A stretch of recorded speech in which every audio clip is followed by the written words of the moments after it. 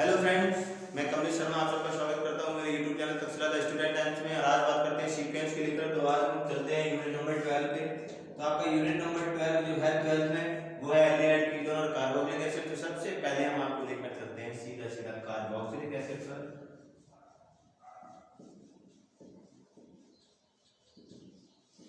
तो भाई हम कार्बोक्सिलिक एसिड के क्वथनांक की बात करते हैं कि इनका सीक्वेंस क्या होगा। एक चीज हम आपको बता दें कि चाहे आपका कार्बोक्सिलिक एसिड हो, चाहे आपका एल्डिहाइड हो या फिर आपका कीटोन हो, उन सब का क्वथनांक जो है वो अणुभार पर डिपेंड करता है। यानी कि यदि आपका मॉलिक्यूलर वेट बढ़ेगा तो आपका बॉइलिंग पॉइंट भी बढ़ेगा। किस किस का? चाहे वो कार्बोक्सिलिक एसिड हो, चाहे वो आपका एल्डिहाइड हो, चाहे फिर वो आपका क्या हो, कीटोन हो। इन तीनों में कोई सी भी चीज हो, उसका यदि आपको बॉइलिंग पॉइंट देखना है तो आपको क्या देखना पड़ेगा? अणुभार देखना पड़ेगा, उसका मॉलिक्यूलर वेट देखना पड़ेगा। अब हम आपको इसको एग्जांपल से समझाते हैं। सपोज मान लो मैं कार्बोक्सिलिक एसिड लिया, जैसे मान लो ये है आपका HCOOH, फॉर्मिक एसिड लिया CH3COOH, एसिटिक एसिड लिया CH3CH2COOH, प्रोपेनोइक एसिड लिया, और आपका हमने CH3CH2CH2 और COOH ब्यूटेनोइक एसिड लिया। अब इनको आप क्वथनांक के बढ़ते क्रम में या घटते क्रम में लिखो तो हमने आपको बताया जिसका अणुभार ज्यादा उसका क्वथनांक क्या होगा, उसका बॉइलिंग पॉइंट जो है वो ज्यादा होगा। तो कार्बोक्सिलिक एसिड की तो केवल बात ये होगी। अब हम एल्डिहाइड लेकर चलते हैं तो बात करते हैं जैसे फॉर्मेल्डिहाइड HCHO, इसके बाद एसिटाल्डिहाइड CH3CHO, इसके बाद प्रोपेल्डिहाइड CH3CH2CHO, इसके बाद ब्यूटाल्डिहाइड CH3CH2 और CH2CHO। तो ये आपकी बात हो गई एल्डिहाइड की। अब बात कीटोन की करें तो एसीटोन अर्थात इसका आयोगिक नाम जो है वो है आपका प्रोपेनॉन 2। तो प्रोपेनॉन 2 से ज्यादा हो जाएगा आपका ब्यूटेनॉन 2 का, ब्यूटेनॉन 2 से ज्यादा हो जाएगा आपका पेंटेनॉन 2 का। तो ये रहा आपका कार्बोक्सिलिक एसिड, एल्डिहाइड और कीटोन का क्वथनांक। फिर इसके बाद बात करते हैं कि मान लो जैसे आपको समान अणुभार वाले कुछ कंपाउंड दे दिए जाए। सपोज जैसे मान लो आपको कार्बोक्सिलिक एसिड दे दिया जाए,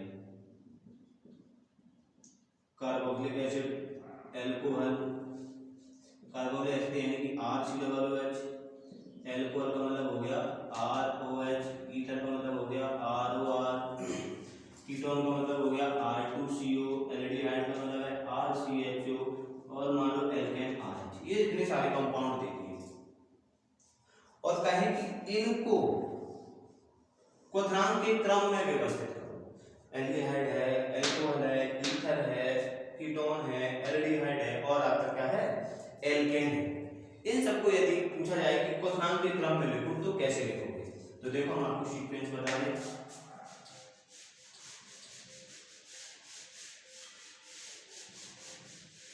तो इसका सीक्वेंस क्या हो जाएगा कि सबसे ज्यादा जो आपका क्वथनांक होगा वो होगा कार्बोक्सिलिक एसिड का।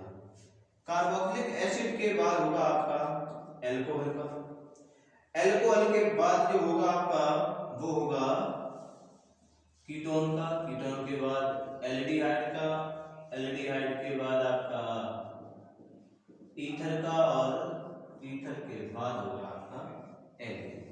तो ये आपका सीक्वेंस रहेगा। अब इसके बाद बात करते हैं इसके अम्लीय गुण की।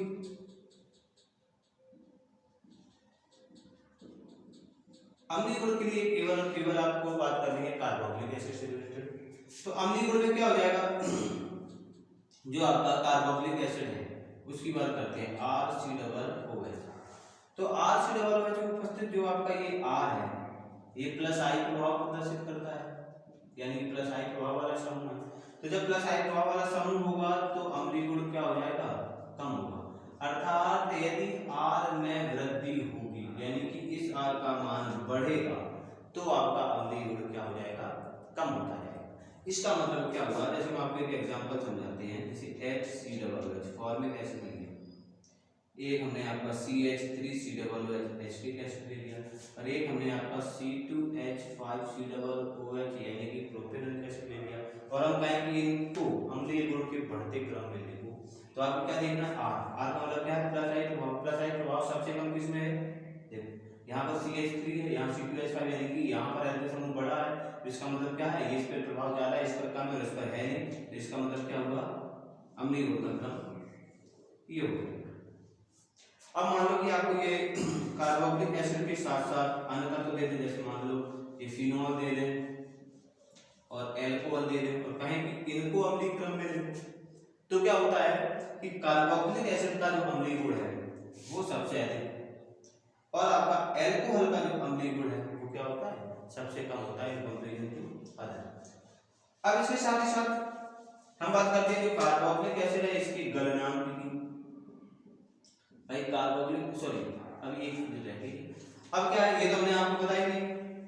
अम्लीय गुण एक चीज और है आपका, जैसे मान लो कि आपके एरोमेटिक कार्बोक्सिलिक एसिड है, सपोज ये रहा आपका, जैसे मान लो हमने आपका लिया पैरा मेथॉक्सी बेंजोइक एसिड यानी कि OCH3, एक ले लिया हमने आपका बेंजोइक एसिड COOH, और एक हमने आपका ले लिया पैरा नाइट्रो बेंजोइक एसिड, ये। अब इसमें पूछा जाए तो क्या होता है, आपका जो pKa वैल्यू होती है, pKa का जो मान आता है वो इनवर्सली प्रोपोर्शनल होता है अम्लीय गुण के, वो क्या होता है, इनवर्सली प्रोपोर्शनल होता है अम्लीय गुण के। अर्थात अगर हमें pKa मान पता हो तो हम उसका अम्लीय गुण बता सकते हैं। तो होता क्या है, मेथॉक्सी आपका पैरा मेथॉक्सी बेंजोइक एसिड है, इसका जो pKa मान होता है 4.4, बेंजोइक अम्ल का होता है 4.1, और पैरा नाइट्रो बेंजोइक अम्ल का होता है P यानी कि 3.1। अब pKa का मान इनवर्सली प्रोपोर्शनल अम्लीय गुण यानी कि pKa का मान जितना कम होगा अम्लीय गुण उतना ही अधिक, तो pKa मान सबसे कम किसका है, नाइट्रो बेंजोइक एसिड का, और सबसे कम किसका है, मेथॉक्सी बेंजोइक एसिड का, तो इसलिए इसका क्या हो जाएगा, आपका सीक्वेंस ये हो जाएगा। अब इसके बाद क्या करते हैं, इसके बाद हम आपको एक क्रम बता रहे हैं कि माइनस आई प्रभाव का, जैसे ये प्लस आई प्रभाव हमने आपको बताया था, सॉरी कहां, ये रहा है प्लस आई प्रभाव का, तो ये अब प्लस आई प्रभाव के आपको क्या होता है, यदि इसमें माइनस आई प्रभाव जुड़ा होगा तो क्या होगा, तो माइनस आई प्रभाव जो है वो प्रोपोर्शनल होता है अम्लीय गुण के। अर्थात हमारा मतलब ये है कि माइनस आई प्रभाव वाला समूह जुड़ा हो तो अम्लीय गुण क्या होगा, बढ़ेगा। अब कैसे माइनस आई प्रभाव के कुछ समूह का क्रम दिखा रहे हैं, जैसे CF3 इसका सबसे ज्यादा, NO2 का उससे कम, Cn का उससे कम, F का उससे कम, Cl का उससे कम, Br का उससे कम, I का उससे कम, OH का उससे कम, और एल्कोक्साइड का उससे कम, और फेनिल समूह का सबसे कम। तो ये क्रम है माइनस आई प्रभाव के समूह जो भी हैं आपके, यानी कि जो आपके माइनस आई इफेक्ट वाले जो ग्रुप हैं उनकी बात करते हैं, तो उनका क्रम ये रहा। अब इस अनुसार से भी आपसे ये कंपाउंड के अम्लीय गुण पूछ सकते हैं, कैसे पूछेंगे तो आप समझो, जैसे सपोज मान लो हम अल्फा हेलो कंपाउंड की बात करें, अल्फा हेलो कंपाउंड लेते हैं, तो अल्फा हेलो कंपाउंड में क्या हो जाएगा आपका, माइनस आई प्रभाव हम देखते हैं।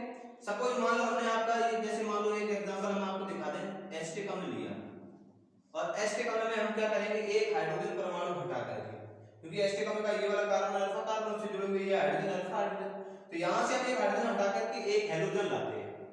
सपोज मान लो हमने अभी आपका लिखा CH2FCOOH, मतलब हमने CH3 का एक H हटाया, उसकी जगह पे एक F लगा दिया, COOH, एक तो ये हो गया। एक हमने क्या किया, CH2ClCOOH, इस बार हमने क्या किया, F की जगह पे Cl रख दिया, CH2Br और COOH, और इस बार हमने CH2I और COOH, ये देखो। अब हम कहें कि इन कंपाउंड को आप अम्लीय क्रम में लिखिए, तो तो उसके लिए आप क्या देखोगे, इस चीज को देखो, इधर देखो अम्लीय गुण, क्योंकि ये सारे यहाँ FCl, Br, I यानी कि ये सारे आपके माइनस आई प्रभाव वाले समूह हैं। तो माइनस आई प्रभाव का क्रम देखते हैं तो F का माइनस आई प्रभाव सबसे ज्यादा, I का माइनस आई प्रभाव क्या सबसे कम है। तो जिसका माइनस आई प्रभाव अधिक होगा अम्लीय गुण उसका क्या होगा, अधिक। तो किसका अधिक है, तो इस सीक्वेंस में आपको दिख ही रहा होगा कि F का सबसे अधिक, यानी कि अम्लीय गुण किसका, इसका ज्यादा, फिर क्लोरीन का, फिर ब्रोमीन का, इसके बाद में हो जाएगा आयोडीन का। तो एक तो ये क्रम रहा। अगर अल्फा हेलो का क्रम पूछेंगे तो आपका ये आएगा। अब सपोज मान लो कि इन्होंने जो आपका H है यहाँ पर एक ही प्रकार के कंपाउंड जोड़ दिए शेप, लेकिन उनकी संख्या में परिवर्तन कर दिया। संख्या में कैसे परिवर्तन कर दिया, चलो हम आपको एक और बता देते हैं। जैसे मान लो एसिटिक एसिड में इन्होंने क्या किया, CH2Cl और COOH, इस बार इन्होंने एक Cl लगाया। सेकंड टर्म में इन्होंने क्या किया कि CHCl2COOH, यानी कि अब इन्होंने दो H हटा करके दो Cl कर दिए। और थर्ड टर्म में इन्होंने क्या कर दिया, CCl3COOH। अब पूछते हैं कि इस प्रकार के कार्बोनिक अम्ल का क्रम क्या होगा। तो अब क्या वही माइनस आई प्रभाव जिसमें अधिक होगा। अब चूंकि यहाँ Cl यानी कि तीनों में Cl जुड़े हैं, लेकिन एक चीज है कि यहाँ 3 Cl है, यहाँ 2 है और यहाँ 1 है। तो यहाँ 3 Cl जिसका मतलब है माइनस आई प्रभाव इसमें ज्यादा होगा और इसमें क्या होगा, कम। इनका सीक्वेंस जो है क्या हो जाएगा, आपका सीक्वेंस वो ये हो जाएगा।